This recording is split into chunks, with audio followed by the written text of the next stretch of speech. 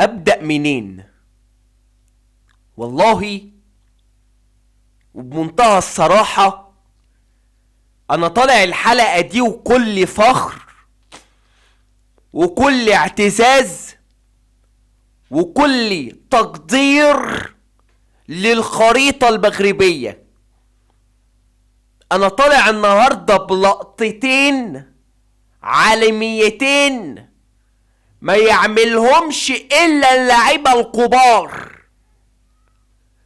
اول لقطة ودي يمكن اللقطة الشهيرة ومش موضوع حلقة النهاردة، هي لقطة اللاعب الكبير كيليان امبابي واللاعب الكبير اشرف حكيمي، نجوم باريس سان جيرمان، نجم المنتخب الفرنسي ونجم المنتخب المغربي. خليني اقول لك ان النهارده انك طالع بكل فخر وكل اعتزاز وكل فخر وكل حب بعد اللقطة اللي انا شفتها ما بين اشرف حكيمي وكيليان امبابي وهم لابسين خريطة المغرب. فخر ما بعده فخر، اعتزاز وتقدير ما بعده اعتزاز وتقدير.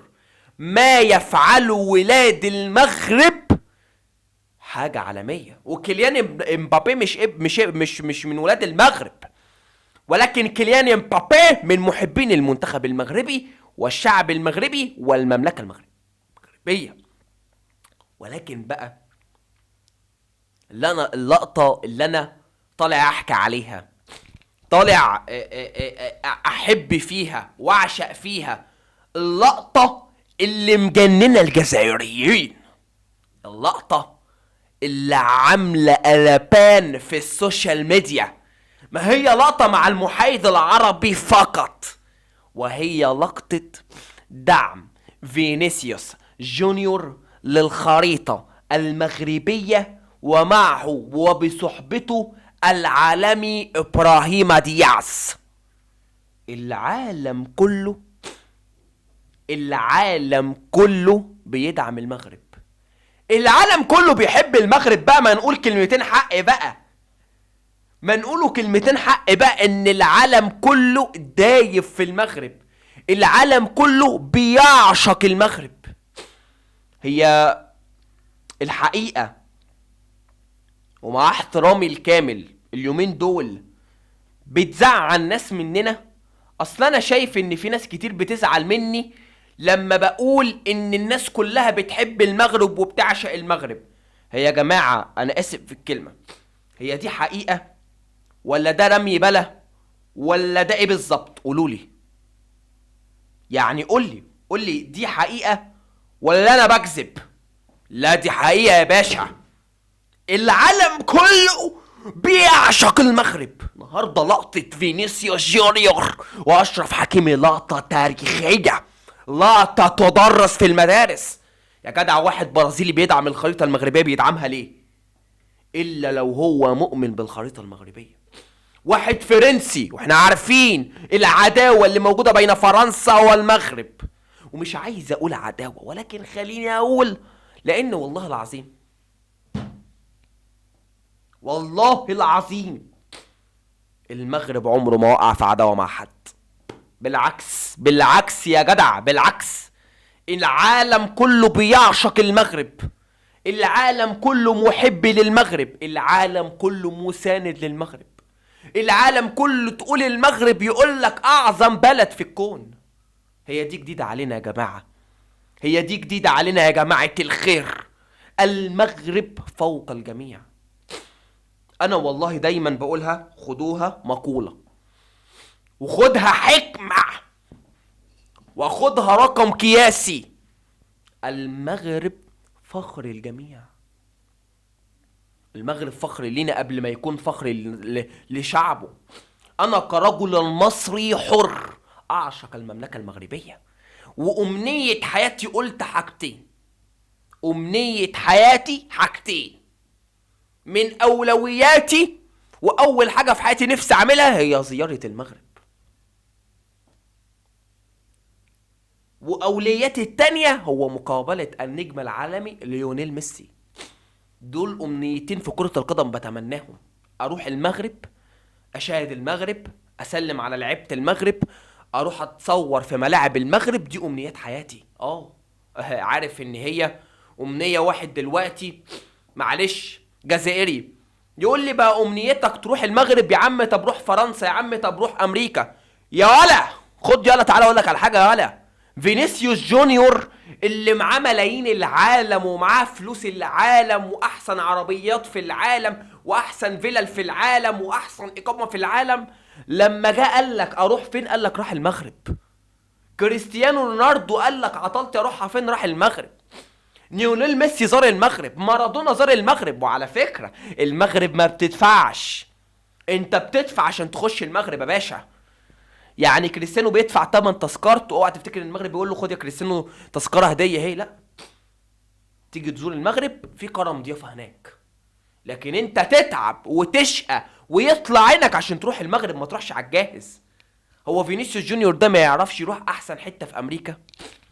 هو كريستيانو ده ما يعرفش يروح احسن حته في البرتغال؟ لكن يا حبيب قلبي المقتنعين ان المغرب ما بتقدمتش، انتوا في ميه البطيخ. لما نجم كبير شبه كريستيانو وريفاردو ولويس فيجو ومارادونا وبيليه وميسي وكريستيانو وفينيسيوس جونيور ورودريجو وكامافينجا، الناس دي كلها لما تيجي تروح المغرب، وديفيد بيكهام، يبقى اعرف ان المغرب لا تقل اطلاقا عن امريكا او اسبانيا او البرتغال. بل انا من وجهة نظري الشخصية دلوقتي المغرب تفوقت. لكن احنا كعرب مشكلتنا حاجة واحدة، مش بنآمن بنفسنا وبقدراتنا. ايه هقول لك تاني، استنى. مشكلتنا كعرب حاجة واحدة، ودايما بقولها لأي حد بيتابعني، احنا مش بنآمن بنفسنا. لكن المغرب عملت حاجة واحدة، بعيدا طبعا عن البنية التحتية والملاعب وسائل النقل والمواصلات والتعليم وانشاء فوتوسال وكرة قدم سيدات ومش عارف ايه وايه وايه وايه، بعيدا ان المغرب وصلت لمكانة بوم. ولكن فوق كل ده هم عملوا حاجة حلوة قوي، امنوا بقدراتهم، امنوا بنفسهم، امنوا اللي انا على حق، اللي انا اقدر اعمل واعمل واعمل واعمل، اللي انا اقدر اوصل لمكانة كبيرة. هو ده اللي امن بالمغرب، اللي انا بقيت في مكانة كبيرة دلوقتي. فهمتوا المغرب عمل ايه؟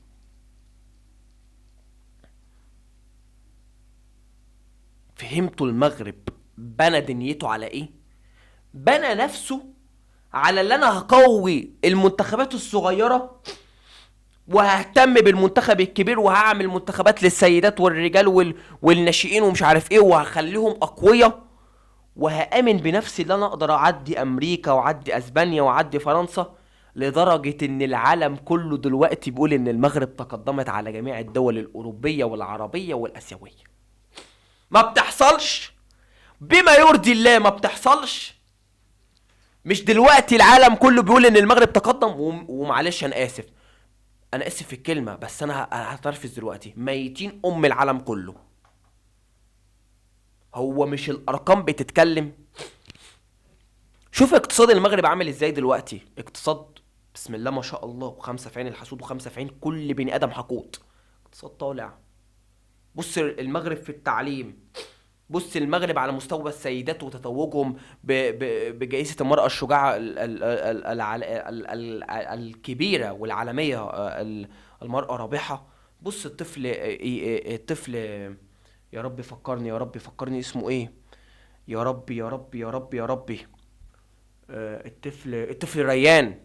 ما بننساش حاجة، ما بننساش حاجة. الطفل ريان اللي اخد جائزة الرئيس الامريكي المتقدمة من البيت الابيض، اللي كان 30 دولة عايزة تجنسه، هو قال لك انا المغرب. قال لك تعالى يا عم شوف امين عدلي، تعالى يا عم شوف ابراهيم دياز اللي اختار المغرب. هما بيختاروا المغرب ليه؟ لان المغرب تقدمت خلاص. فلما تيجي، كان معلش انا اسف احترامي الكامل وكل حد يزعل مني، لما تيجي تقول المغرب ولا اسبانيا يقول لك لا هلعب لاسبانيا، المغرب ولا البرتغال هلعب للبرتغال. لكن دلوقتي معلش انا اسف ومحدش يزعل مني، اللعيب الكسر هو اللي بيروح يلعب في البرتغال واسبانيا، واللعيب الكبير هو اللي بيختار المغرب. ليه؟ لانك انت تقدمت والعالم كله شاهد على تقدمك.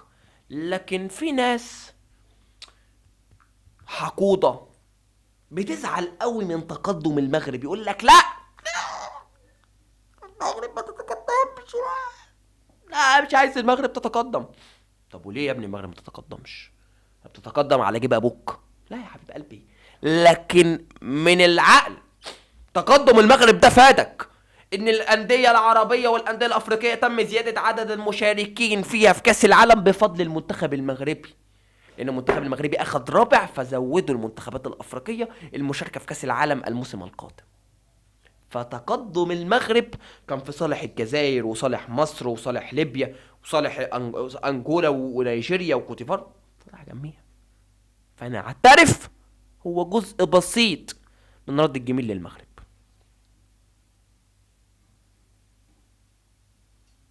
كده حلقة النهارده خلصت.